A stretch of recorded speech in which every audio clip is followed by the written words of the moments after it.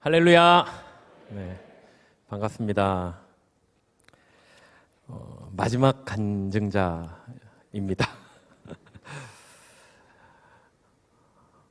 왜 이 순서를 저를 제일 마지막으로 놓으셨을까 좀 고민을 해봤었습니다.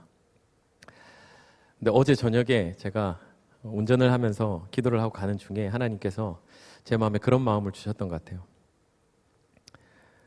어찌 보면 지금 제 삶의 가장 사망의 음침한 골짜기를 지나가고 있는 중이라고 해도 과언이 아닐 만큼 제 삶이 결코 평탄하지만은 않은 상황에 있습니다. 그런데 저를 위해서 기도해줄 기도 중보자들이 너무 필요했던 것 같아요. 그래서 강사들 중에 가장 기도 많이 받아라. 그래서 제가 제일 마지막 날 하나님이 저에게 기회를 주셨던 것이 아닌가 할 정도로 너무너무 큰 힘이 되고 있고, 그래서 힘든 상황을 걸어가고 있지만 반면에 가장 행복하고 가장 충만한 시기가 아닌가 하는 생각을 하게 됐습니다. 그 시기에 생생하게 살아있는 우리 하나님 아버지를 자랑하고 간증하는 오늘 이 시간을 맞이해서 모든 영광 하나님 앞에 올려드리면 좋겠습니다. 우리 박수로 하나님 앞에 영광 올려드렸으면 좋겠습니다. 오늘 제가 제목을 바꿨어요. 중간에 제가 기도하는 중에 하나님 계속 주신 마음이 있어서 하나님의 꿈 연합이라는 이름으로 오늘 제목을 바꿨습니다. 지금 이 자리가 연합의 역사입니다. 믿으시죠? 한국 교회 4분의 1이 한순간 한시간에, 물론 장소는 다르지만 한 마음으로 함께 기도하고 찬양하고 있다는 이것이 정말 하나님이 기뻐하시는 연합의 모습인 줄 믿습니다. 이 다니엘 기도회를 제가 섭외가 되고 나서 계속 기도하면서 주신 마음이, 하나님이 지휘를 하시면 이런 일이 일어나신다라는 거예요. 우리 모두는 각자 하나님을 만나고 간증의 역사들이 많이 있잖아요. 너무나 많은 훌륭하신 간증자들과 또 강사님들과 목사님들과 여기 앉아 계신 모든 분들이 다들 뜨겁게 개인적으로 하나님을 체험하고 그렇게 하나님 일꾼이 되겠다고 결단하신 분들이 너무나 많이 있을 겁니다. 그런데 하나님은요, 그 사람들이 함께 연합하기를 원하시는 것 같아요. 근데 우리는 그걸 참 잘 못하잖아요. 연합하는 게 너무너무 어려운 일입니다. 누군가가 반드시 지휘를 해줘야 되거든요. 그런데 하나님이 지휘하시면 이런 역사가 일어나는구나라는 걸 하나님께서 이 다니엘 기도회를 통해서 보여주시는 거라고 믿습니다. 앞으로 우리가 더욱더 함께 기도하면서 이 연합의 자리들을 더욱더 넓혀갔으면 좋겠습니다. 오늘 제가 이 다니엘 기도회와 닮은 작지만 아주 너무 소중한 이 연합의 사역에 대한 이야기를 좀 여러분들과 나누려고 하는데요. 그 전에 제 개인적으로 제가 체험한, 제가 만난 우리 좋으신 아버지를 마음껏 좀 자랑하고 시작을 했으면 좋겠습니다. 저는 어릴 때부터 부산에서 태어나서 고등학교까지 부산에서 자란 토박이입니다. 그때 제 꿈이 하나 있었어요. 저는 세계적인 아주 유명한 대중가수가 되는 게 꿈이었습니다. 그것도 아주 슬픈 노래를 부르는 싱어송라이터가 되는 게 꿈이었어요. 그래서 열심히 그 꿈을 향해서 연습도 하고 노력도 했습니다. 고등학교 3학년 때, 얼마 전에 우리 수능 끝났는데, 고등학교 3학년 때 제가 수능을 치자마자 그해 12월에 KBS 부산가요제를 나가서 대상을 받았어요. 와, 네. 그래서 보통 그 지역에 있는 가요제에서 입상을 하게 되면 그 다음에 어떤 길을 가게 되냐면 그 지역에 있는 밤무대로 연결을 해줘요.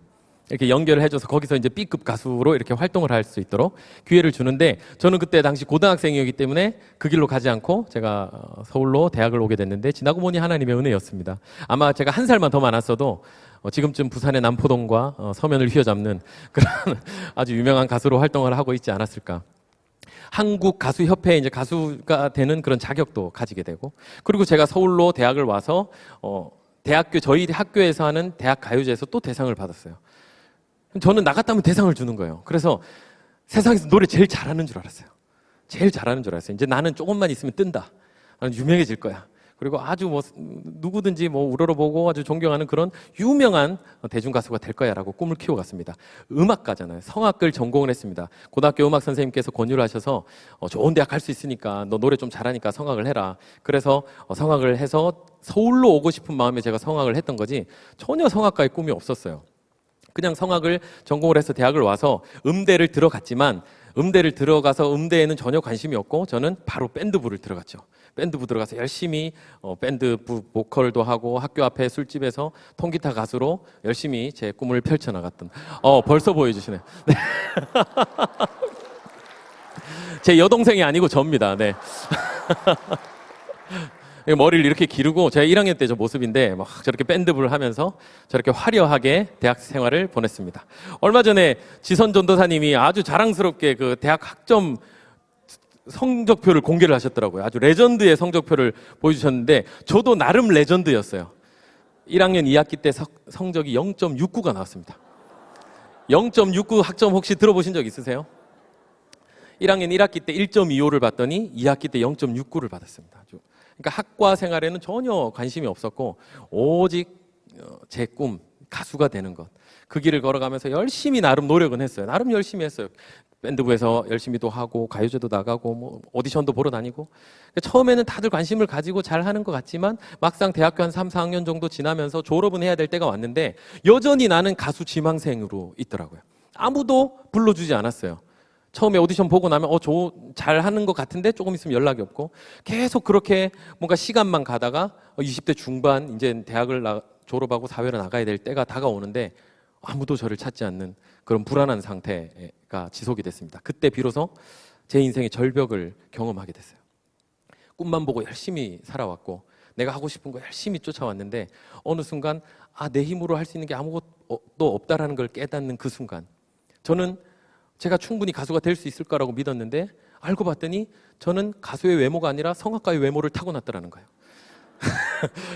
너무 늘씬하고 잘생기고 또 노래도 잘하고 그것도 돈도 많고 백도 많은 사람들이 가수를 하려고 얼마나 많은 사람들이 노력을 하고 있는지 그 틈에 아무것도 가지고 없는 제가 끼어서 뭔가 두각을 나타내고 스타가 돼보겠다고 했던 그 마음이 전혀 불가능하다라는 걸 깨닫게 된 거예요. 사실은 실력이 안 됐던 거죠. 그냥 작은 제 동네에서 노래 좀 한다는 소리를 듣다가 서울이란 이 큰 무대에 왔더니 너무너무 노래 잘하는 사람이 많은 거예요.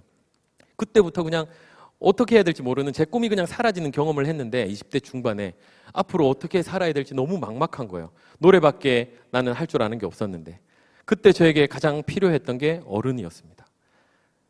누군가 내 인생에 손을 내밀어주고 실수해도 괜찮다고 위로해주고 이쪽으로 오라고 안내해줄 수 있는 그런 선배가 필요했어요. 인생의 선배, 어른이 너무 필요했는데 주위에 아무도 없는 거예요. 저희 아버지가 제가 10살 때 초등학교 3학년 때 집이 너무 어려워서 아버지가 그 원양어선 선장 출신이셔서 다시 배를 타시려고 스페인의 라스팔마스라는 지역으로 이민 아닌 이민을 가셨어요. 배를 타러. 그리고 어머니가 저하고 형을 혼자 사춘기 다 키워내시고 대학을 보내자마자 어머니가 따라서 스페인에 나가셔서 작년에 귀국하셨어요. 그러니까 거의 반평생을 외국에서 이민자로 그렇게 사셨습니다. 처음에는 저 혼자 서울에 와서 자취하면서 너무 자유를 많이 누리고 너무 재밌었어요. 제가 하고 싶은 거 다 하니까. 완전히 밤낮이 바뀐 올빼미 삶을 살고 학교 과 생활은 좀 신경도 안 쓰고 제가 하고 싶은 걸 열심히 했는데 정작 내 인생에 어른이 필요할 때 주위에 아무도 없으니까 너무 외로운 거예요. 그때는 국제전화가 지금처럼 잘 안 됐잖아요. 어쩌다가 한번 어머니한테 전화가 오면 너무 보고 싶어서 수화기를 틀어막고 30분을 막 울었던 적도 있습니다. 너무너무 애기처럼 막 울고 싶은데 들리면 또 걱정하실 거니까 듣지는 못하게 참아가면서 그렇게 부모님을 그리워했던 그 시기가 있었어요. 그때마다 저희 부모님이 저에게 뭐라고 얘기를 하시냐면 하나님은 살아계신다는 거예요. 하나님 살아계시니까 교회를 가면 하나님 만날 수 있다. 교회 가라. 교회 가라 이 얘기를 하는데 전혀 저는 그 얘기가 사실 저한테 남지를 않았었어요. 여러분 하나님 살아계신 거 믿어지십니까? 어떻게 믿어지십니까? 어떻게 믿어지냐고요, 그게. 보이지도 않는데, 들리지도 않는데, 어떻게 형체가 없는 그 어떤 신이란 존재가 살아있다는 걸 믿어지시냐고. 저는 도저히 믿을 수가 없었어요. 저는 AB형이거든요. 여러분 AB형 있으세요? AB형은요, 굉장히 이성적이고 비판적이고 판단하기 좋아하고 막 이래요. 좀 논리적이고. 아무리 내가 믿어보려고 해도 하나님, 뭐 신이란 존재가 믿어지지가 않는 거예요. 근데 부모님이 계속 저에게 하나님 살아계신가 교회 가라 예배 드려라 뭐 그런 얘기를 수시로 그것도 자주 하면 제가 막 짜증내고 이러니까 그냥 어쩌다가 분위기 좋을 때 저한테 한 번씩 이렇게 했던 얘기가 제 인생의 절벽에 딱 서 있을 때 떠오르기 시작을 하더라고요. 자녀를 향한 부모의 기도는 결코 헛되지 않는 줄 믿습니다. 때가 되면 반드시 열매를 맺더라고요. 그 10년 넘게 해외에서 저를 위해서 기도하셨던 그 부모님의 기도가 조금씩 제 안에서 싹이 트는 걸 느꼈어요. 호기심이 생겼어요. 제 힘으로 할 수 있는 게 없다고 느꼈을 때 하나님이 살아계셔. 그 하나님이라는 분이 뭐 말은 안 되지만 천지 만물을 지으셨다 그러고 전지전능하다고 그러시는 그 하나님, 온 인류를 창조하시고 나를 지으셨다고 하는 그 하나님이 만약에라도 살아계시면 내가 교회 가면 만날 수 있을까? 이런 기대감이 조금 생기기 시작했습니다. 그래서 제가 그럼 내가 결단하고 한번 가보자. 그리고 택시를 타고 교회를 갔어요.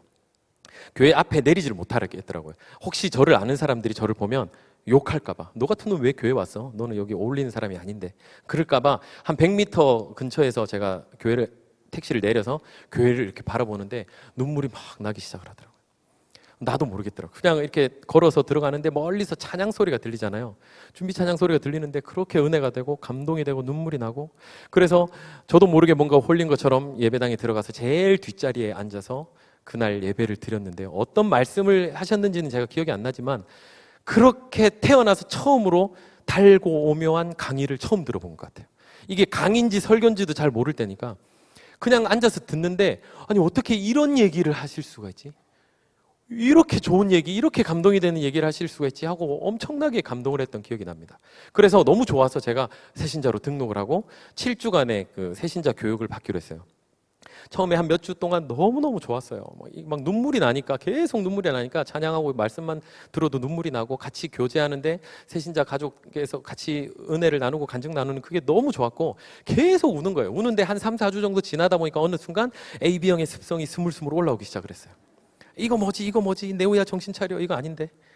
그러고 내가 가만히 객관적으로 이 상황을 좀 분석을 하기 시작을 했습니다. 그랬더니요, 교회 왔더니 저렇게 드럼이 막 둥둥둥둥둥 하죠. 베이스 기타 둥둥둥둥 하고, 막 여러분들이 악기에다가 막 떼창을 다 같이 부르면 여기 앉아 계신 사람들이 나도 모르게 같이 있으면 감동이 돼서 눈물을 흘리게 돼 있어요. 그거는 음악의 힘입니다. 제가 음악을 하잖아요. 음악이라는 건 굉장한 힘이 있어요. 음악을 가지고 사람들을 얼마든지 움직일 수 있어요, 마음을. 내가 음악을 하기 때문에 내가 지금 뭐 하는 거지? 정신 차려야지. 음악에 홀리면 안 돼. 이 교회가 이렇게 사람들 집단으로 막 몰아넣고 몇 시간 동안 같은 노래를 막 부르고 눈물을 흘리면 나도 모르게 뭔가 뭉클해지고 감동을 받는단 말이에요. 그래서 교회에서 얘기하는 이 하나님의 은혜, 계속 하나님의 은혜란 얘기를 하는데, 만약 하나님의 은혜라고 하는 게 이렇게 사람들 모아놓고 음악으로 홀려서 눈물 쏟아내는 게 이게 하나님의 은혜라면 이거는 가짜야. 그렇게 딱 생각했어요. 그래서 이왕 교회를 나왔으니까 내가 조금만 더 찾아보자. 그래도 뭔가 더 있을 것 같은데, 혹시라도 이게 다라면 세상에도 얼마든지 감동적인 거 많잖아요. 좋은 다큐멘터리 봐도 얼마나 우리가 눈물이 나고, 영화나 책을 봐도 얼마든지 감동을 받고 뭔가 나 스스로 거룩해지는 듯한 어떤 느낌을 가질 수 있는 요소들이 세상에도 너무 많은데, 굳이 주일날 어떤 시간을 정해서 이 자리에 와서 내가 그런 경험을 하려고 이 자리를 매주 와야 되나? 그런 생각이 드는 거예요. 그래서 조금만 더 관찰을 해보기로 하고, 주변에 좀 신실하다고 하는 그런 느낌이 나는 분들 있죠. 여기 이렇게 빛이 나시는 분들이 이렇게 딱 있어요. 중간중간에 보면 교회를 다녀도 뭔가 얼굴이 달라 보이는 분들이 있거든요. 그분들을 제가 관찰을 하기 시작했는데, 그분들이 뭘 하고 있냐면 새벽 기도를 하고 있는 거예요.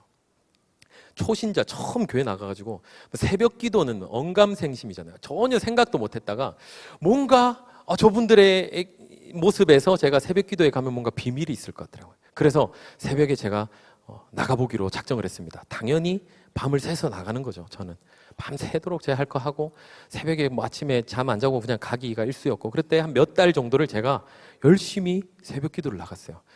알고 봤더니 지구 반대편에서 저희 어머니 아버지가 제가 교회를 간 것만 해도 너무너무 좋아서 할렐루야 하셨는데, 제가 새벽 기도를 간다고 하니까 어머니 아버지가 아버지 표현으론 실성한 사람처럼 그 한인사회를 다니면서 저를 위한 중보를 요청을 하고, 매일 그때 당시에 아침 저녁 새벽 예배 철야 예배를 가서 기도를 하셨다는 거예요. 그 부모님의 기도 덕분에 제가 한 몇 달 정도를 머리가 터질 것 같아도 교회를 가서 어쨌든 앉아서 하나님하고 씨름을 하기 시작을 했습니다. 어떤 기도를 할 줄을 모르니까 그냥 제가 기억나는 기도는 그거밖에 없어요. 하나님 살아 계십니까? 그러면 저 만나 주십시오. 저 A병입니다. 도저히 안 믿어져요. 도저히 안 믿어지는데 어떻게 믿어요? 보이지 않는 것을 믿는 믿음, 이런 얘기 하지 마시고 뭔가 확실하게 증거를 보여주시면 제가 제 삶을 올인하겠습니다. 그렇게 기도를 했던 것 같아요. 때를 쓰면서 하나님 살아계신 만나달라고 간절하니까 한 몇 달, 한 두어 달 정도 제가 그렇게 기도를 하던 어느 날 다 같이 통성으로 막 기도하는 중에 갑자기 저에게 하나님께서 그래 나도 너를 기다렸다. 그 영의 음성이 하나님 저에게 부어주시더라고요. 그러면서 갑자기 뜨거운 무언가가 머리부터 발끝까지 쑥 하고 들어오는 경험을 하게 됐어요. 저는 신비주의자는 아닙니다. 근데 그날 너무너무 충만한 무언가가 뜨거운 게 제 몸에 들어오면서 온몸이 탈 것처럼 뜨거워지고 눈물, 콧물, 땀, 물이랑 물이 다 쏟아지고 갑자기 혀가 꼬이면서 제가 상상하지 못했던 소리가 막 나가기 시작하는데 그게 알고 봤더니 방언 기도였죠. 방언이 막 터지기 시작을 하고 이전에 제가 지금까지 살아왔던 모든 삶을 쫙 보여주시면서 그동안에 지었던 모든 죄를 다 보여주시는 거예요. 제가 이렇게 죽을 수밖에 없는 죄인이었음을 철저하게 고백하게 되는 그런 인격적인 만남의 시간을 갖게 됐어요. 이전에 나오셨던 강사님들 다 똑같은 얘기잖아요. 우리가 그렇게 하나님 뜨겁게 만난 사람들은 완전히 변화된 어떤 그 과정을 통해서 세상이 달라지는 경험을 하고 저도 똑같아요. 그날 한 2시간 정도를 막 뒹굴면서 울면서 하나님과 교제를 하고 나서 저 문을 열고 탁 밖을 나갔는데요. 그날 보았던 하늘을 잊을 수가 없어요. 완전히 다른 우주가 펼쳐져 있는 것 같았어요. 그 하늘을 전하고 싶어서 열심히 간증하고 찬양하다가 오늘 이 자리까지 오게 됐습니다. 저 혼자 보기 너무 아까운 거예요. 그 하늘이. 풀 한 포기만 봐도 눈물이 나는 거예요. 제가 그렇게 기도했잖아요.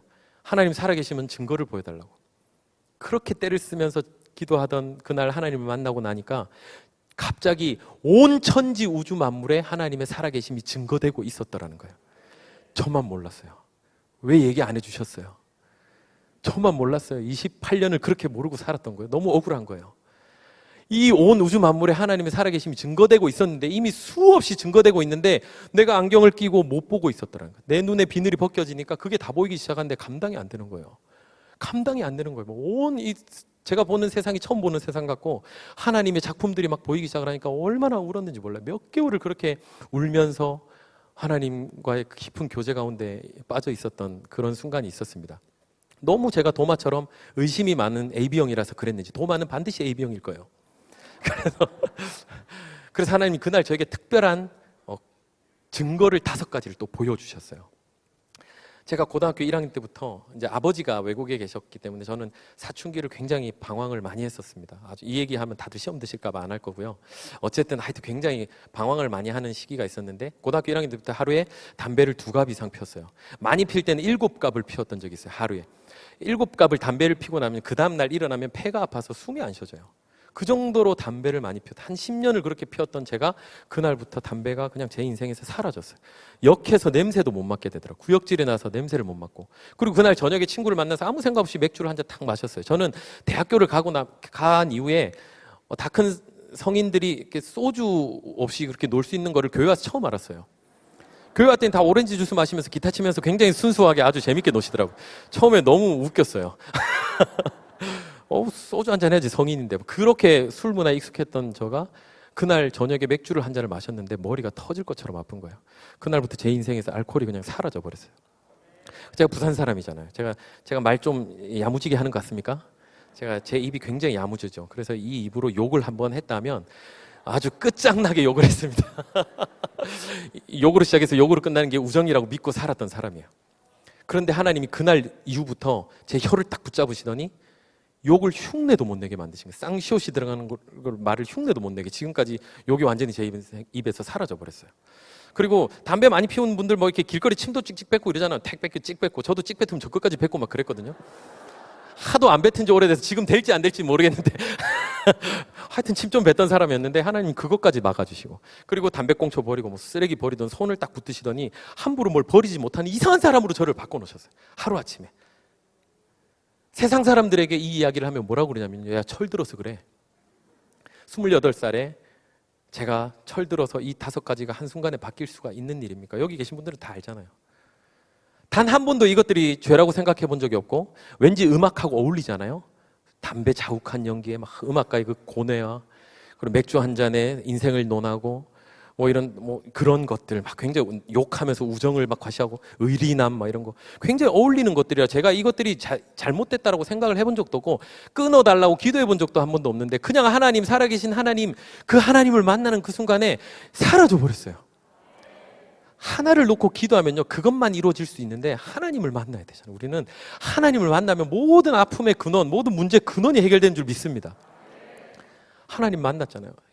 살아계신 하나님이 살아계신다라는 게 일단 해결이 딱 되고 나니까 이후에는 모든 문제가 될 게 아무것도 없더라고요. 하나님이 살아계신다는데, 그 하나님이 나를 사랑하시고 나 때문에 십자가에 내려와서 돌아가시기까지 나를 그렇게까지 사랑하신 그 하나님이 지금도 여전히 살아서 나를 위해서 기도하시고 동행해 주시고 계시는데 우리가 두려울 게 뭐가 있겠습니까? 하나님 만나야 될 줄 믿습니다. 살아계신 하나님을 꼭 만나야 될 줄 믿습니다. 찬양 하나 제가 여러분들과 나누려고 하는데요. 옷자락에서 전해지는 사랑이라는 찬양입니다. 여러분 아마 많이 아실 텐데, 주님을 만난 그 순간, 그 혈루병 여인이 예수님의 옷자락을 탁 붙잡고 그 능력이 통해서 살아계신 그 하나님의 능력을 체험하는 그 순간, 모든 인생의 아픔의 근원이 끊어지는 경험을 하고 인생이 뒤집어지는 역전의, 그 목사님 얘기하셨던 역전의 그날을 맞이한 그 혈루병 여인의 그 간증이 오늘 이 시간에 우리 모두의 간증이 되었으면 좋겠습니다.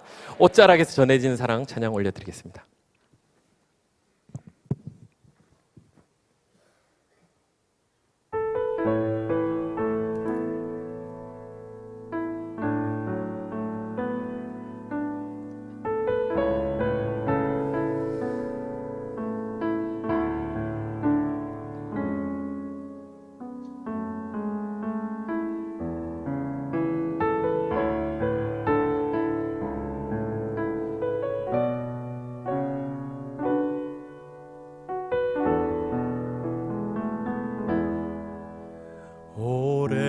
오래전부터 날 누르는 내 안에 깊은 절망, 아무 희망도 어떤 기대도 내게 없는데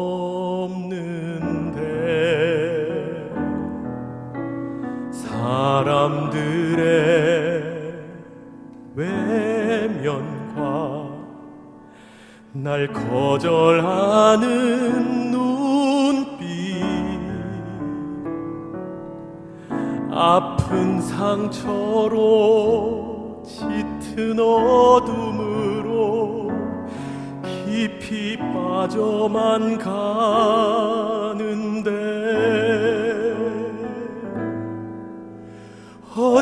어디선가 내게 들리는 하나님 아들 주님 이야기, 그분이라면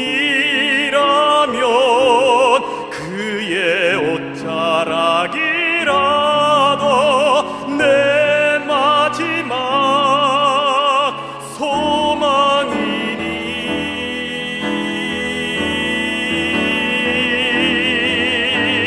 주님을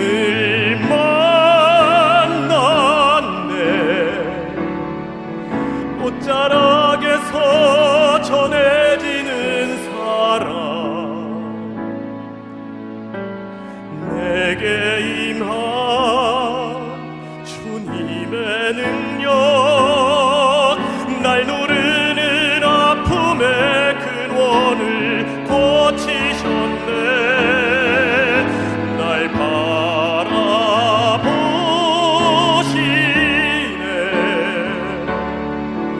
나의 연약함 주님은 아시네. 깊은 절망에서 날 자유케 하신 사랑, 나 찬양해.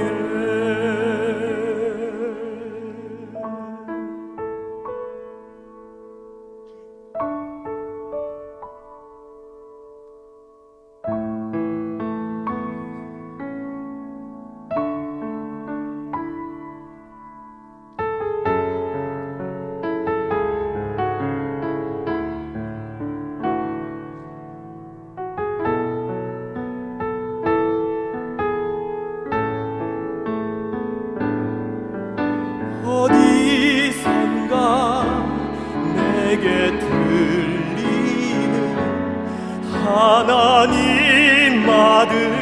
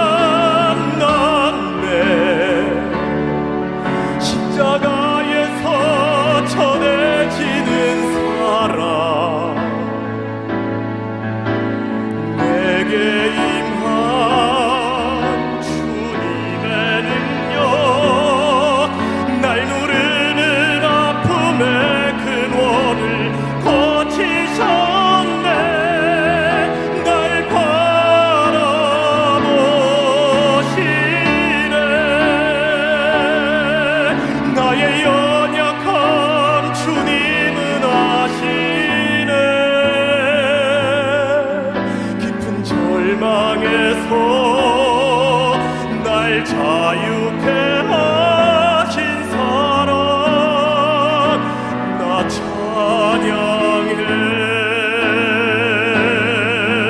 깊은 절망에서 날 자유케 하신 사랑 나 찬양해.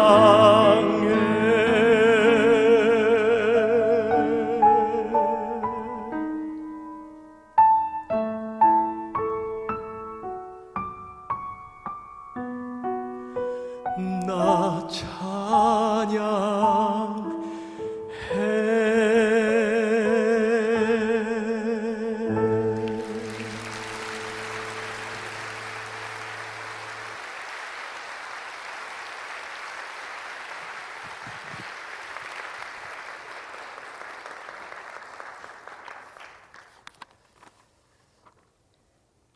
살아계신 하나님을 꼭 만나는 밤이 되었으면 좋겠습니다. 하나님 만나고 나니까 인생이 완전히 뒤바뀌어 버렸어요. 이전에 알던 세상이 아니었고 이전에 꿈꾸던 꿈이 아니었더라고요. 이제 앞으로 하나님 제가 어떻게 살아야 됩니까? 새로운 꿈을 주십시오. 대중가수의 꿈은 물 건너갔고 저는 배운 건 아무것도 없고 노래밖에 할 줄 아는 게 없는데 하나님 어떻게 해야 될까요? 기도하는 중에 하나님께서 이탈리아 로마로 유학을 가서 성악을 계속 공부하라는 마음을 주셨습니다. 제가 1월 달에 1월 날짜까지 제가 정확히 기억하는데 1월 20일 날 그날 뜨겁게 하나님을 만났는데 4월 6일 날 이탈리아 로마로 유학을 갔어요. 그러니까 짧게 준비해서 유학을 갔죠. 살아계신 하나님을 만나고 하나님의 음성을 듣고 하나님 말씀에 순종해서 아멘 했으니까 제가 유학을 가기만 하면 여호와 이레 하나님 모든 것을 다 예비하셨을 줄 알았습니다. 인생이 그렇지가 않잖아요. 우리 다 알잖아요. 이제 유학을 딱 갔는데 이탈리아 유학을 갔는데 한국인 성악가가 3,000명이 있더라고요. 제가 섬겼던 로마 한인교회 성도가 그때 당시 500~600명 정도가 되는 아주 유학생 교회 중에서는 굉장히 큰 교회였는데 90%가 성악가였습니다. 저 같은 사람이 앞뒤 좌우 옆에 앉아가지고 다 같이 찬양한다고 생각해보세요. 예배 드릴 때. 그 찬양 예배가 어땠겠습니까? 그냥 주일 그냥 평범한 예배인데 저희가 주일날 예배를 드리면서 찬양을 부르면 지나가는 외국인 관광객들이 들어와서 음악회 하는 줄 알고 구경하고 가는 그런 교회였어요. 이렇게 얘기하면 그 교회 정말 찬양이 너무너무 뜨겁고 은혜가 충만하겠다 생각하시겠지만 정작 그 속에 있던 저희는 어땠겠어요? 오늘 같이 주일날 와서 예배드리고 은혜 받고 서로 사랑합니다 하고 그 다음날 콩쿨 가면 전부 저기예요. 제가 다 이겨야 되는 사람들. 그러니까 우리 교회에서 콩쿨 정보, 좋은 선생님 정보, 무슨 입시 정보 이런 걸 나눌 수가 없었어요. 기도 부탁한다고 나 이번에 어디 콩쿨 가는데 나 기도해줘. 그래 기도해줄게 하고 집에 가서 자기도 접수를 해요. 다 간절하니까. 정보가 얼마나 중요합니까? 콩쿨 정보 하나 알아내는 것이 굉장히 어렵거든요. 근데 그렇게 인간의 이 치졸한 이 마음을 전부 다 끄집어내서 훈련했던 광야 시간이었던 것 같아요. 너무 부끄러운 거예요. 그걸 나누지 못하는 나, 기도 부탁하지 못하는 나, 혹시 제가 나보다 더 좋은 성적을 얻을까 봐 조마조마해하는 그 얇은 그 마음까지도 하나님이 전부 다 끄집어내서 훈련을 시키셨던 그런 시간이었던 것 같습니다. 할 줄 아는 게 없잖아요, 제가. 저는 이미 성악도 늦게 시작을 했고 남들은 훨씬 더 좋은 대학을 나와서 막 이렇게 유학 가자마자 콩쿨도 입상하고 막 이런 친구들이 옆에 수두룩했는데 이제 늦게 시작해서 유학 나와서 다시 뭔가를 좀 시작해 보려고 하는 저희가 그 틈에 끼이는 거는 거의 하늘의 별 따기 같았어요. 너무너무 어려웠어요. 그래서 제가 막 기도하는데 하나님 앞에 그렇게 기도했어요. 전 초신자였으니까 신앙생활도 잘 모르잖아요. 그래서 저는 그냥 무식하게 하나님이 기도 제일 오래 한 사람 좋아하신다 그랬다. 그래서 내가 새벽 기도를 제일 오래까지 해봐야지. 그렇게 작정을 하고 새벽 기도를 가면 누군가 끝까지 안 가고 버텨요. 왜 그랬는지 모르겠어요. 제가 일어나기 전까지 끝까지 안 일어나는 사람이 있더라고요. 그래서 이건 아니다. 다리가 너무 아프니까 그럼 하나님이 강대상 제일 앞자리가 맨날 우리 장로님 목사님들 이렇게 얘기하시잖아요. 강대상 제일 앞자리가 은혜 자리라고. 여기 앞에 은혜가 있는 자리인 줄 믿습니다. 제일 일찍 오셔가지고 아까 한 2시간 전부터 와서 기다리시는 분들도 하나님 축복하실 줄 믿습니다. 제일 앞자리가 은혜 자리라 하니까 새벽에 제일 앞에 가서 강대상 앞에 가서 기도해야지. 그리고 제가 기도하고 눈을 딱 떴는데 옆에 봤더니 누가 강대상 벽에 코를 박고 기도를 하고 있더라고요.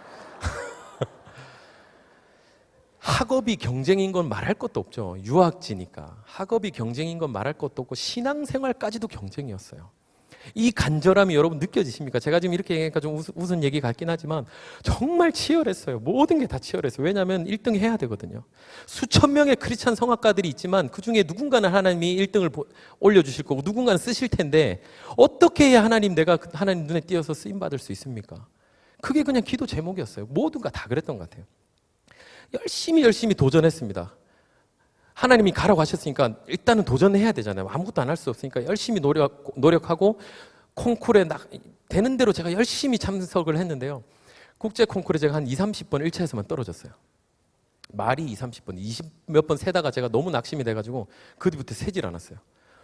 같이 친구들 마음 맞는 아이들 이렇게 몇 명 모아가지고 친구들하고 같이 이번에 어디 콩쿨 같이 가자 이렇게 막 우리끼리 해서 가잖아요. 근데 콩쿨은 국제 콩쿨 가면 한 일주일씩 막 진행을 하거든요. 1차, 2차, 3차 통과하면 혹시 통과하고 본선에 올라가면 이런 예쁜 옷 입은 이제 제 옷 예쁘지 않아요? 이런 옷을 혹시 무대에서 입게 될까봐 그래서 그런 연미복도 다 준비하고 또 물가가 너무 비싸니까 전기 밥통에 뭐 쌀까지 다 들고 가는 거예요. 산 넘고 물 건너서 그 멀리 콩쿨을 가면 저만 1차에서 떨어지는 거예요. 그러면 제가 거기에 있을 수가 없어요. 숙박비가 너무 비싸니까. 그 다음날 혼자서 돌아오는 기차에서 얼마나 많이 울었는지 몰라요. 진짜 많이 울었어요. 자존감이 정말 바닥을 치다 못해 뚫고 들어갈 정도였습니다. 어떻게 해야 되지? 20대 후반에 나는 하나님이 성악하라고 성악가 길로 가라고 해서 유학을 나왔는데 콩쿠르 1차도 통과 못하는 제가 앞으로 무슨 노래를 하고 성악가라고 먹고 살겠나. 너무너무 낙담이 되는 거예요. 1년 내내 콩쿠르에서 떨어지면서 그렇게 자존감이 땅에 떨어질 때 제가 제 인생을 뒤바꾼 얘기를 하나 듣게 됐습니다. 그게 뭐냐면 우리 로마 한인교회는 30년 넘은 아주 그때 당시에 아주 오래된 교회였는데 대대로 내려오는 불문율 같은 그 금기사항 3가지가 있다는 거예요. 우리 교회에. 그게 뭐냐면 첫 번째는 새벽기도 금지, 그 다음에 통성기도 금지, 그 다음에 한국말로 된 찬양 금지. 요 금기사항 3가지가 있다는 거예요. 이단 아니거든요, 저희 교회가. 근데 왜 이런 얘기가 나왔는지 여러분 상상해 가세요? 성도의 90%가 성악가였기 때문에 그래요. 성악가는 몸이 아끼잖아요. 피곤하면 안 되거든, 저희는. 그래서 잠을 푹 자야 돼요. 그래서 새벽에 당연히 일찍 일어나서 새벽 기도 하면 안 되겠죠. 그 다음에 통성기도 쥐약이죠, 쥐약. 저희한테는. 소리 내는 거 얼마나 목 관리 잘해야 됩니까? 예민하니까. 통성기도 하면 안 되고. 그리고 한국어로 된 이 찬양이나 노래가 한국말이에요. 저희가 이탈리아에서 배우는 그 오페라, 벨칸토 오페라라 그러죠. 성악적인 어떤 발성을 하는데 굉장히 안 좋아요. 한국말로 된 노래를 하면. 우리나라는 창이 잘 맞아요. 근데 우리는 이탈리아에 가서 그거를 배우려고 했으니까 한국말로 된 노래를 안 해야 된다. 그 찬양까지도 이렇게 우스갯소리로 성도들 간에 농담처럼 하는 얘기를 제가 딱 듣고 탁 뭔가 이렇게 하나님 저에게 사인을 주시는 것 같았어요. 그래서 하나님, 제가 혼자 힘으로 도저히 안 되니까 콩쿨 맨날 떨어지는데 하나님 제가 저 3가지를 다 할 테니까 하나님 저를 높여주시던가 아니면 일찌감치 이 길이 네 길이 아니다 깨닫게 하시고 목이 팍 가서 더 이상 노래 못하게 하시던가 하나님 알아서 해주십시오. 그리고 제가 새벽에 나가서 통성으로 부르짖기 시작했습니다. 처음에는 뭐 당연히 그때 당시 유학생 교회라 성도가 500명이어도 새벽기도 가면 많으면 10명 아니면 2-3명밖에 없는 조용한 새벽기도 분위기였는데 제가 기도하겠다고 하니까 마침 그때 뜨거운 그 유학생들이 많이 나왔어요. 그래서 막 기도하는 분위기를 하나님 만들어 주시더라고요. 그래서 같이 막 열심히 통성으로 부르짖고 기도하는데 어느 날 막 기도를 하고 있는데 갑자기 이 손 같은 게 제 입으로 쑥 들어오는 느낌이 났어요. 그러니 목 안에 제 목구멍 안에 있던 목소리를 앞으로 잡아서 쑥 빼는 거예요. 앞으로 이렇게 쑥 빠지는 느낌이에요. 그냥 제 느낌입니다. 이거는 실제는 아니지만 뭔가 쑥 하고 제 목소리를 잡아 빼는데 소리가 코 쪽에 탁 걸렸어요. 그러고 난 갑자기 제 기도 소리가 제 귀에 안 들리기 시작하는 거예요. 귀에 제 기도 소리가 안 들리니까 얼마나 통성으로 기도하기가 좋아지겠어요. 그리고 목이 안 아프기 시작을 하는 거예요. 아침에 목이 너무 아픈 거예요. 통성 기도하면. 안수해가면서 하나님 진짜 못 가면 큰일 납니다. 혹시 또 진짜 갈까봐 또 염려가 돼가지고 그걸 막 긴가민가 하면서 기도했는데 갑자기 소리가 툭 빠지더니 목이 안 아프면서 제 기도 소리가 잘 안 들리니까 그 통성 기도가 너무너무 자유롭게 되는 거예요. 주변 사람들은 굉장히 괴로웠겠지만 저는 너무너무 기도가 잘 됐는데 알고 봤더니 그게 저희가 이탈리아에 가서 배우고자 했던 벨칸토 발성, 그 이 마스케라라고 그러거든요. 비강에 있는 공간을 울려서 내는 그 발성법이었어요. 아무리 이탈리아 사람들에게 선생님들에게 레슨을 가서 배우려고 해도 제대로 깨닫지 못하고 언어도 다르고 뭐 다 다르잖아요. 저희 선생님이 제 호흡을 이렇게 성악가들 호흡 얘기를 많이 하거든요. 호흡을 얘기하면서 막 여기를 어떻게 하고 막 이런 얘기를 평소에 하셨는데 어느 날 그날 그 이후에 가서 선생님이 여기에 배꼽이 있으니까 뭐 어쩌고저쩌고 하시는데 선생님 제 배꼽은 거기가 아니고 여기 있는데요. 선생님이 깜짝 놀라면서 배꼽이 왜 거기 있어? 거기 아닌데. 선생님은 여기가 배꼽인 줄 알고 실컷 다른 걸 가르쳤던 거예요. 무슨 얘기냐면 동양 사람들이 그만큼 다리가 짧고 허리가 길다는 거죠. 외국 사람들은 체형이 너무 다른 거예요. 당연히 거기에 배꼽이 있고 그쪽에 뭔가 hen경막이 있을 줄 알고 선생님이 가르치셨는데 순 엉터리로 배웠던 거죠. 그리고 이 두상도요. 외국 서양 사람들은 얼굴이 장두형이라고 그래서 이게 앞에서 보면 굉장히 얼굴이 작잖아요. 근데 앞뒤로 짱구예요. 근데 우리는 옆으로 넓적하고 앞뒤로 납작해요. 단두형 두상을 가지고 있어요. 이분들은 외국 그 서양 사람들은 소리가 이렇게 앞으로 잘 가게 돼 있어요. 소리가 성악적으로 이렇게 멀리 보내야 되니까 뾰족하게 잘 가는 구조를 가지고 있는데 우리는 이렇게 퍼지는 구조가 돼 있어요. 그래서 우리는 쑥대머리 이게 너무 편한 거예요, 우리한테. 이게 퍼져 있어요, 소리가. 안녕하세요, 안녕, 쑥대머리 이게 너무 자연스러운데 이탈리아 사람 차오 본저르노 케벨라 꼬사 이게 너무 자연스러운 거예요. 이 완전히 언어적으로 구조적으로 너무 다르죠. 그걸 우리가 배우려고 아무리 가서 얘기를 듣고 레슨을 받아도 도저히 깨닫지 못하던 그 발성을 하나님께서 기도하는 중에 깨닫게 하시더라고요. 노래가 갑자기 막 좋아지기 시작을 했어요. 목이 안 아프니까 열심히 이제 뭔가 될 것 같았어요. 그래서 또 콩쿠르 갔는데 또 떨어졌어요. 1차에서. 콩쿠르 1차의 벽은 너무 높더라고요. 근데 그날 하나님께서 그러고 돌아오는 길에 어떤 마음 딱 주시냐면 너는 왜 1등하면 찬양할 거라 그러냐. 대부분의 크리스찬 성악가들에게 비전을 물어보면 그렇게 얘기를 했습니다. 아, 정말 세계적인 조수미 선생님 같이 유명한 성악가가 돼서 하나님께 영광 돌리고 하나님 찬양하는 삶을 살겠습니다. 저도 마찬가지였어요.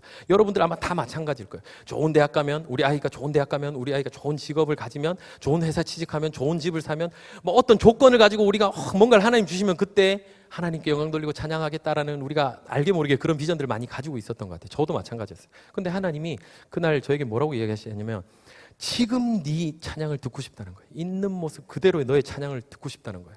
왜 1등에서 자꾸 찬양하려고 그러냐? 그럼 1등 아니면 나 찬양 안 할 거니? 한 명만 나 찬양할 거니? 이 많은 크리스천 성악가들 중에 나는 지금 네 찬양을 듣고 싶다. 이 얘기를 딱 주시는데 제가 뭔가 충격을 탁 받고 망치로 한 대 맞은 것 같더라고요. 그래서 제가 그날 딱 결단하고 하나님 알겠습니다. 제가 공부를 잠시 내려놓고 한 달 동안 전 세계 미국 특히 한인교회들을 다니면서 찬양 집회 비전 트립을 하겠습니다. 남들이 하지 말라고 하는 그 한국어로 된 찬양을 한 달 동안 다니면서 찬양하고 다닐 테니까 하나님 이번에도 이 길이 네 길이 아니다면 목이 팍 가게 만드셔서 다시 깨닫고 지금이라도 빨리 돌이키게 하시던지 아니면 하나님이 저를 사용해 주십시오. 그런 기도를 하고 다시 한번 하나님께 제 삶을 드리기로 했어요. 먼저 그의 나라와 의를 구하는 자에게 하나님이 다 필요한 것들을 채우시는 분 줄 믿습니다. 제가 그렇게 기도를 하고요. 팀을 만들었어요. 한 4명 정도 저와 같이 팀을 만들어서 한 달 동안 비전 트립을 자비량으로 가는 거니까 준비를 해야 되잖아요. 한 8개월 정도를 준비를 하고 기도 부탁도 하고 곡도 같이 화음도 좀 맞추고 뭐 솔로곡들도 준비하고 한 50여 곡을 준비를 해서 제가 비전 트립을 찬양 집회를 가는 곳마다 다니겠다고 선포하고 딱 결단하고 기도를 하는 그 순간부터 제가 콩쿠르에 나가서 입상을 하기 시작하는데요. 8번을 연속으로 입상을 하게 됐어요. 1차 통과가 목표였던 제가 기도의 방향과 목적을 바꾸고 나니까 1차, 2차, 3차가 아니라 1, 2, 3등 안에 들게 하시더라고요. 한 2번 입상하고 딱 오니까요. 제 친구가, 친한 친구가 그렇게 얘기했어요. 농담처럼. 야, 이번에 잘한 사람 안 나왔나 보네? 근데 8번 연속으로 잘하는 사람들이 안 나왔어요.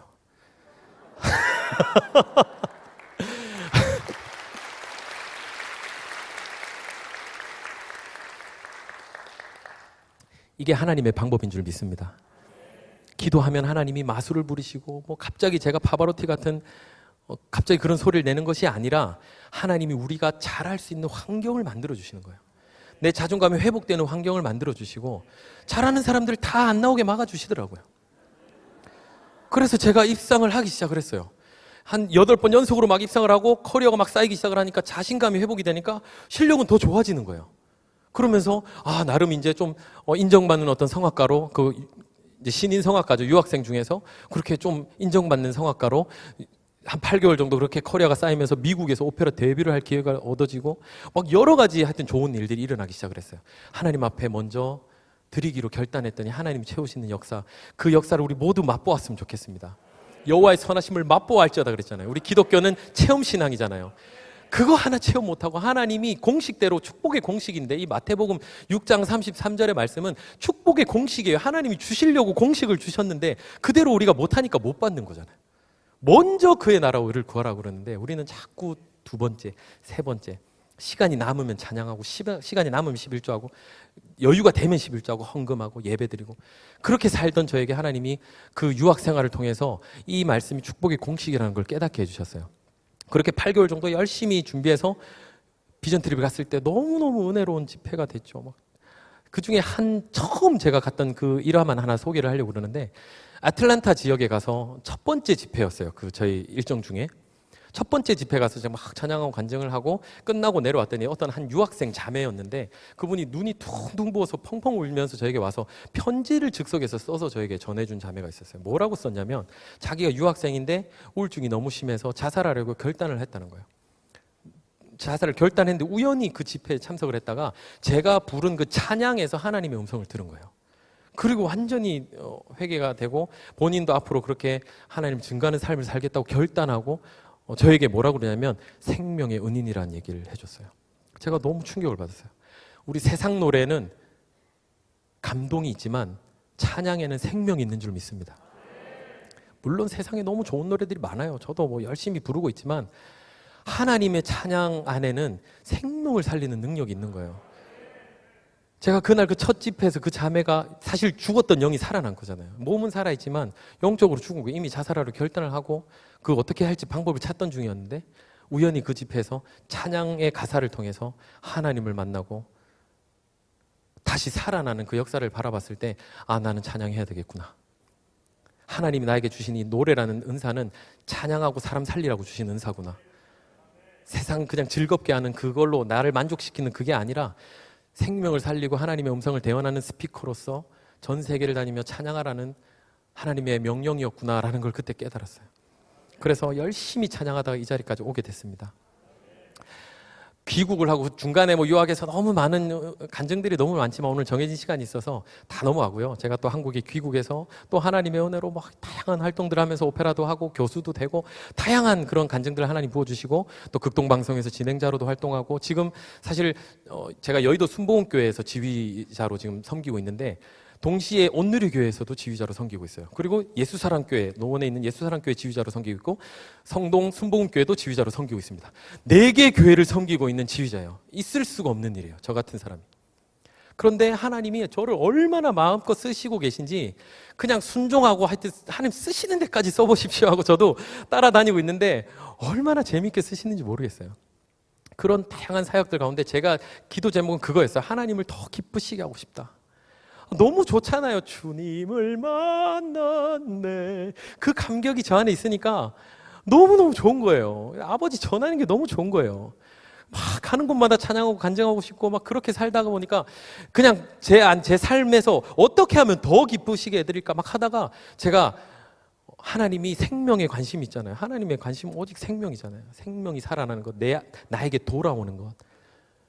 하나님이 그 생명에 관심이 있다는 걸 알게 되고 그 일에 동참하기 위해서 또 내 아이를 입양을 한 스토리가 제가 또 간증도 여러 번 하고 이랬지만 그런 길도 지금 가고 있습니다. 내 자녀를 입양해서 지금 아빠로 가평 시골에서 아이들 이렇게 열심히 키우고 있는 아빠로서의 또 사명도 가지고 열심히 살고 있어요. 그냥 그 길이 좋은 거예요. 왜냐하면 하나님 동행하시니까. 여러분 하나님을 기쁘시게 하는 삶에는 결코 결핍이 없다 믿으시기 바랍니다. 결핍이 있을 수가 없어요. 왜냐하면 하나님이 기뻐하시니까. 우리 자녀들 생각하면 나를 기쁘게 와서 사랑한다고 그러고 아빠에게 안기고 이런 자녀 하나라도 더 해주고 싶잖아요. 우리 아버지 제가 기도하지 않아도 필요한 거 다 알고 이미 다 채워주시더라고요. 그런 막 충만한 삶을 살면서 제 마음에 또 하나 소망이 있었습니다. 귀국했을 때 너무 하고 싶었던 게 성악가들이 왜 버스킹을 하지 않을까? 우리는 마이크가 필요 없잖아요. 그냥 성악가들 몇 명만 모이면 어마어마하게 우렁찬 찬양으로 모든 사람들의 주목을 끄는 버스킹도 얼마든지 할 수 있는데 이상하게 보니까 성악가들은 버스킹을 안 하더라고요. 너무 하고 싶었어요. 그런 친구들 좀 만나서 같이 팀이 돼서 길거리 다니면서 지하철 같은 데서 우리 가만히 앉아있다 갑자기 그냥 막 찬양 부르고 성악하니까 반주도 필요 없잖아요. 얼마든지 아카펠라로 부를 수 있고 악보 한 번만 보면 초견도 다 되니까 저희는. 그런 찬양을 막 부르고 싶고 제가 로마 한인교회 아까 얘기했잖아요. 500명, 600명이 다 크리스찬 성악가들이 그곳에서 누구 하나 돈 받고 사역한 사람이 없었잖아요. 다 자진해서 찬양하고 그렇게 행복하게 신앙생활을 했는데 막상 한국에 귀국하니까요. 지휘자로 솔리스트로 전부 다 교회에서 사례를 받고 직업적으로 찬양하는 찬양꾼이 되어버렸었어요. 너무 슬펐어요. 저 역시 마찬가지입니다. 교회에서 사례를 받고 일하는 사역자가 되어버렸어요. 그러니까 어느 순간부터 사례가 되지 않으면 찬양을 하길 꺼려하는 나를 보게 됐어요. 너무너무 마음이 아팠어요. 오페라하러 가서 디프리를 가면 같이 신앙생활했던 그 동역자들, 동료들 너무너무 은혜를 뜨겁게 나눴던 그 찬양했던 친구들이 다 세상 사람들하고 똑같이 섞여서 부어라 마셔라 하면서 있는 모습들이 보이기 시작을 했습니다. 너무 마음이 아팠어요. 앞에 나와서 열심히 우렁찬 소리로 찬양하고 성도님들 다 은혜 받고 돌아서서 밖에 나가면 소주를 마신다거나 담배를 핀다거나 하는 모습들이 우리 안에 있는 거예요. 너무 마음이 아팠어요. 근데 저는 제가 누구보다 그렇게 살았던 사람이기 때문에 그 마음을 알잖아요. 음악하는 사람들 기질 자체가 굉장히 자유분방하고 그런 기질들이 있어요. 그게 죄다 아니다 얘기를 하는 것이 아닙니다. 근데 그냥 하나님께서 저는 뜨겁게 만나주시고 막 끊어주셨던 그 간증이 있으니까 저는 뭔가 조금이라도 우리가 구별되려고 작정하는 사람들이 모여서 한번 찬양해보고 싶었어요. 상황을 전공한 사람들. 하나님 특별한 달란트를 주셨는데 이 달란트로 돈 받고 찬양하는 거 말고 자발적으로 찬양하는 모임. 길거리 가서 아무 데서나 낮은 곳에서 그냥 우리 열심히 찬양하고 사람들에게 복음 전하는 그 스피커로서의 그 찬양 팀들을 한번 만나보고 싶었어요. 그래서 제가 버금 아트 미션이라는 저희 찬양 선교회를 하나 만들었습니다. 그리고 공고를 냈어요. 그냥 주변에 하지 않고 공고를 SNS에다가 탁 냈어요. 찬양 이렇게 같이 버스킹하고 찬양할 전공자들을 모집하는데 조건이 주일 성수 11조 반드시 해야 되고 그리고 술, 담배 일절하지 않는 사람이었어요. 다른 거를 어떻게 구별할 수도 없으니까 그냥 이거 하나만이라도 와인도 한 잔 마시지 말자. 우리 그거 하나 한다고 인생에 달라질 거 없잖아요. 어떻게든지 내가 구별되려고 사역자로서 뭔가 사명자로서 구별되려고 작정하는 사람들을 한번 만나보고 싶었어요. 그분들하고 신나게 한번 찬양해보고 싶었어요.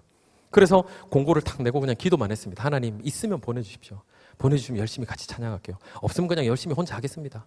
그랬는데요. 공고를 딱 내니까 정말 각지에서 전혀 몰랐던 사람들이 연락이 오기 시작하는 거예요. 한 명 한 명 연락이 오기 시작해서 그분들이 모여서 같이 매주 모여서 찬양 콘서트를 하기 시작을 했습니다. 그게 벌써 126주째 이어지고 있습니다. 2년이 반이 훨씬 지났어요. 그냥 같이 모여서 찬양하자고 모인 모임이 매주 목요일 저녁 7시 반에 버금 목요 콘서트 워십이라는 이름으로 지금까지 매주 유튜브에 비대면으로 코로나 기간에 아무도 관객도 없는데 저희들끼리 모여서 그냥 찬양 콘서트를 하는 거예요. 한 열 몇 곡을 막 불러요. 저희는 한두 분만 보면 악보 새로운 곡들도 얼마든지 부를 수 있으니까 돌아가면서 간증도 하고 솔로도 하고 우리끼리 그냥 찬양하고 고백하는 그런 찬양 예배가 돼버렸어요. 그거를 유튜브로 실시간으로 방송을 하기 시작했더니요. 전 세계에 계신 분들이 들어와서 보시기 시작을 하는 거예요. 제가 무슨 얘기 하시는지 아시겠어요? 구독과 좋아요를 얘기를 하는 거예요.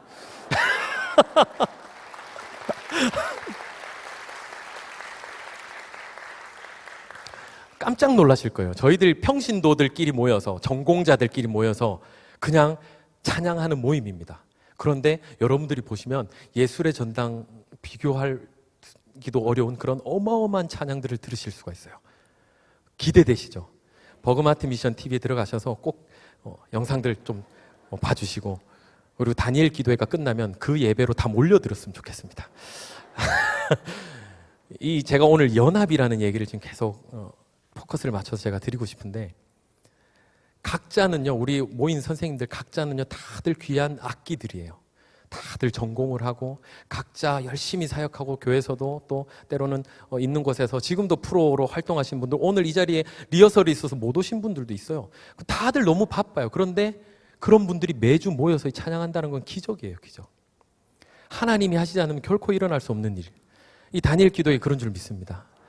결코 누구 한 명에 의해서 진행되는 게 아니잖아요. 하나님이 연합하는 모습을 보고 싶은 거예요. 특별히 대한민국 11월 이 달에는 이 다니엘 기도회를 통해서 대한민국이 하나 되는 모습을 너무 보고 싶으신 것 같아요. 그러니까 계속 더 커지잖아요. 제가 이 버그마트 미션 사역을 하면서 하나님 아무도 오지 않고 마지막 한 사람이 남을 때 제가 그 자리 지키겠습니다. 그리고 기쁘게 하나님께 찬양하고 이 모임 끝내겠습니다. 그렇게 하고 시작을 했는데 계속 몰려들려는 지금 40여 명이 저희가 멤버가 돼서 찬양하고 스텝으로 방송으로 다양한 곳에서 이렇게 섬겨주시면서 매주 목요일마다 저희가 모여서 이런 사역을 하고 있는데 코로나 중에서도 한 번도 쉬지 않고 저희가 비대면으로 콘서트잖아요. 콘서트이기 때문에 비대면 콘서트라는 이름으로 저희가 계속해서 진행을 해오고 있었어요. 그런데 하나님이 우리를 어떻게 앞으로 어떤 사역들을 시키시려고 이러실까 제 안에 계속 기대감과 기도하는 부분이 있었는데 갑자기 코로나가 딱 끝날 때쯤에 다니엘 기도에서 연락이 왔어요. 그래서 이 자리에 와서 간증을 해달라는 부탁을 하셨을 때 하나님이 이거였구나. 하나님 계획이 이거였구나. 2년 넘게 우리가 성실하게 그 자리를 지키고 훈련받았더니 하나님이 이 자리에서 찬양하라고 우리를 그동안에 훈련시키셨구나. 그래서 그 선생님들이 이 자리에 다 오셨습니다. 우리 박수로 한번 모셔보도록 하겠습니다. 무대로 올라오세요.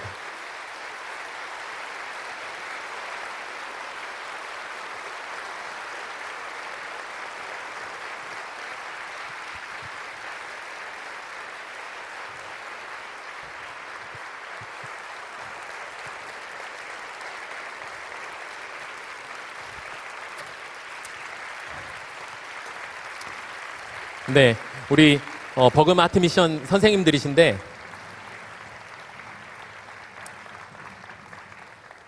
정말 다들 스토리들이 다양한 스토리를 가지고 계신 분들이에요.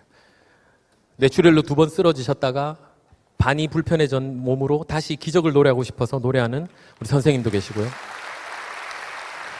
그리고 아이가 셋인데 첫째 아이가 자폐가 있습니다. 그런 상황에서도 하나님을 찬양하겠다고 이 자리에 매주 인천에서 오시는 거예요. 각지에서 오세요. 뭐 스토리들이 우리 피아니스트는요 발달장애인입니다. 그런데 하나님이 피아노에 천재적인 재능을 주셔서 이 자리에서 찬양하는데 얼마나 기뻐하는지 몰라요. 은찬이 화이팅!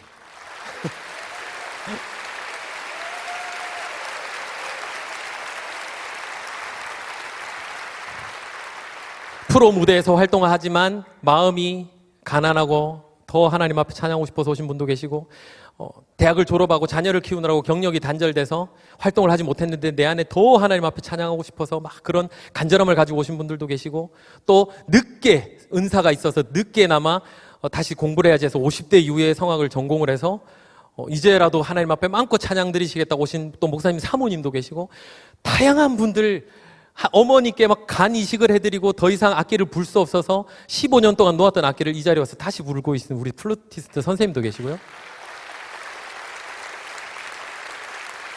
또 자신의 찬양 앨범을 팔아서 전액을 베이비박스에 후원하겠다고 작정하고 CD를 만들어서 찬양 콘서트를 다음 달에도 12월 14일 날도 콘서트를 하는데 그 전액 베이비박스 후원하겠다고 결단한 우리 클라리네티스트 선생님도 계시고요.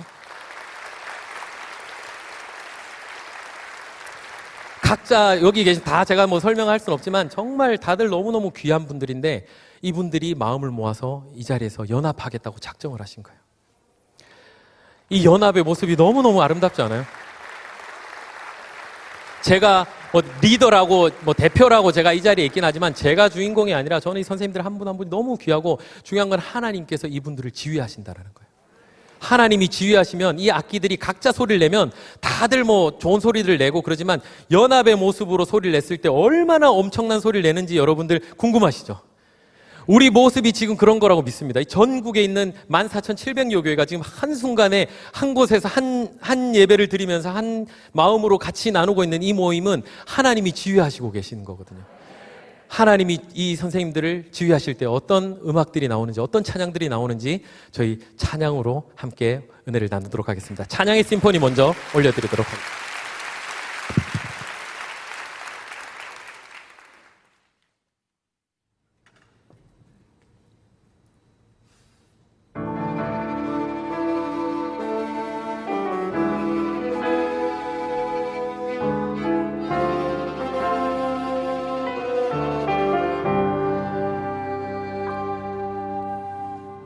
주의 작곡 자요 지휘자가 주의 오케스트라 앞에서의 피조물은 정교한 악기 들고 하늘의 무리와 노하네.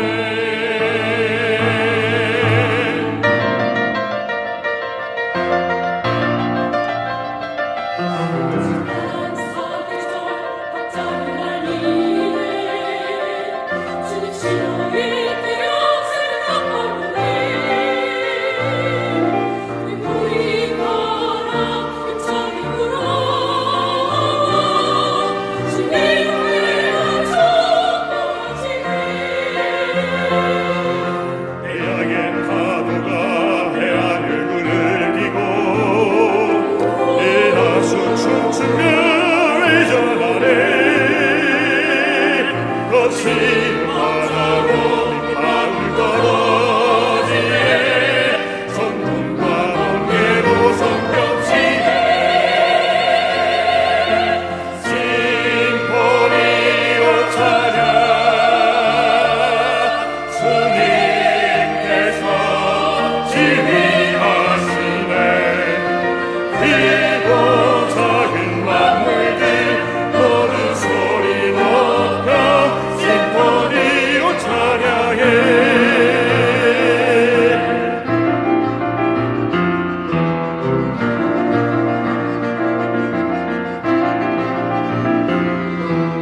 하늘은 조용히 기다리네 주 얼굴 돌리네 인간에게 정결한 모든 찬양에 일어나 주님께 찬양 경배해 하늘의 왕 우주의 가는 넘치네 모든 피조물과 함께 선명하네 존귀 존귀 주님 나가신 어린 양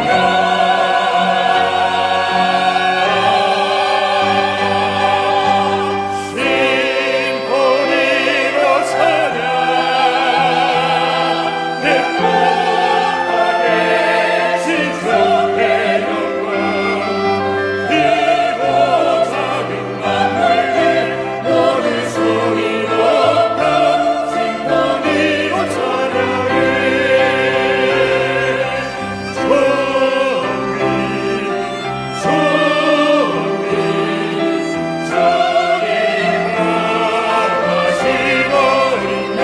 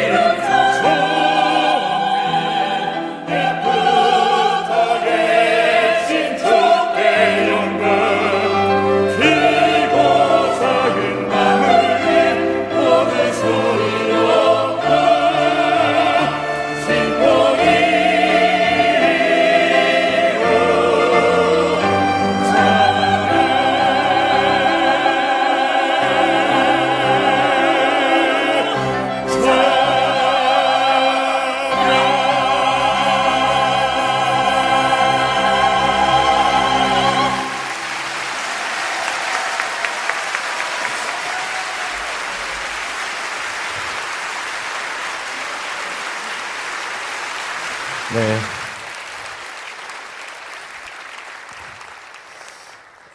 하나님이 주신 은사를 제대로 활용을 하고 하나님이 지휘하시면 이런 일들을 할 수 있어요. 저는 그래서 우리에게 노래라는 또 악기라는 이런 음악적인 은사를 주셨다라는 건 반드시 찬양하라고 주신 건데 각자가 아니라 이렇게 함께 하면 훨씬 더 아름답고 웅장하고 우렁찬 찬양들을 할 수 있잖아요. 일당백을 할 수 있는 우리 음악가들, 전공자들 도전드리고 싶어요. 같이 했으면 좋겠습니다. 다니엘 교회, 대한민국 모든 교회들이 다 함께 했으면 좋겠습니다. 그래서 한 번쯤은 우리가 연합한 모습들을 가지고 하나님을 기쁘시겠으면 너무 좋겠어요. 각자 열심히 사역도 하지만 또 이렇게 모여서도 연합할 수 있고, 연합이 너무 안 되고 우리가 늘 쪼개지고 지금 이 시대가 너무너무 어려운 시대인데 저희들을 통해서 하나님의 연합의 모습을 간증하라는 마음을 주셨습니다. 이 다니엘 기도를 통해서 전 세계에 연합의 모습을 보여줬으면 좋겠습니다. 코로나 때문에 너무너무 힘든 시기를 다들 아마 살아가고 계신 거로 알고 있고 저희도 마찬가지고요. 이 시기에 참 위로를 드리는 찬양을 한 곡을 했으면 좋겠어요. 특히 외국에서 선교하신 선교사님들, 우리 목사님들, 또 평신도지만 열심히 사역하는 사역자들 많잖아요. 우리 모두 개개인이 다 어떻게 보면 하나님 안에서 우리가 사역자들인데 이 사역자들을 위로했으면 좋겠습니다. 그래서 주의 길이라는 찬양을 제가 한 곡을 준비를 했는데요. 이 찬양 불려드릴 때 힘든 걸음이지만 그 옆에 예수님이 함께 동행하고 계시고 그 길의 끝에 의의 면류관을 가신 예수님께서 우리를 품어주시기로 기다리고 계시는 것을 우리가 바라보면서 그날을 기대하면서 하나님 앞에 찬양 올려드리도록 하겠습니다. 주의 길이라는 찬양 올려드릴게요.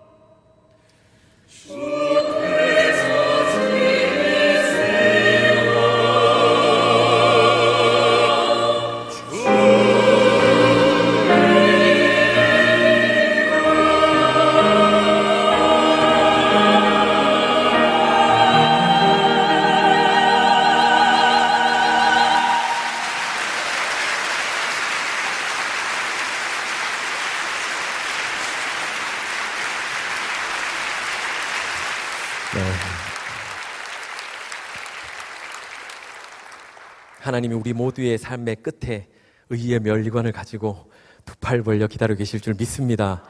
힘들고 어렵지만 꿋꿋하게 우리 주님 붙잡고 승리하며 이 길 걸어갔으면 좋겠습니다. 마지막 한 곡을 더 저희가 불러드리려고 하는데요. 이 곡을 제가 준비를 하면서 하나님 제 마음 가운데 너무너무 가슴 벅찬 막 꿈을 보여주셔서 잠을 못 잘 정도로 제가 너무 흥분하고 사실 이 곡을 준비를 했습니다. 지금 핸델의 할렐루야라는 찬양을 여러분들께 들려드리려고 하는데 지금 이 순간에 이 영상을 보시는 전국의 14,700여 교회 모든 성도님들이 그 자리에서 다 일어나서 우리 함께 찬양했으면 좋겠어요. 한번 다 일어나 보십시오.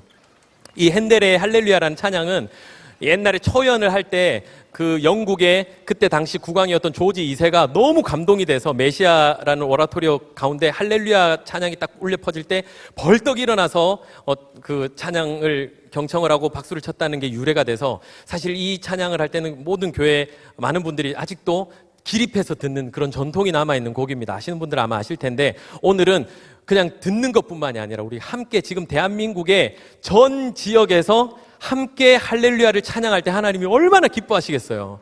이 연합의 끝을 우리가 한번 하나님께 보여드렸으면 좋겠습니다. 우리 다 같이 할렐루야 찬양 올려드리고 오늘 순서를 마치도록 하겠습니다.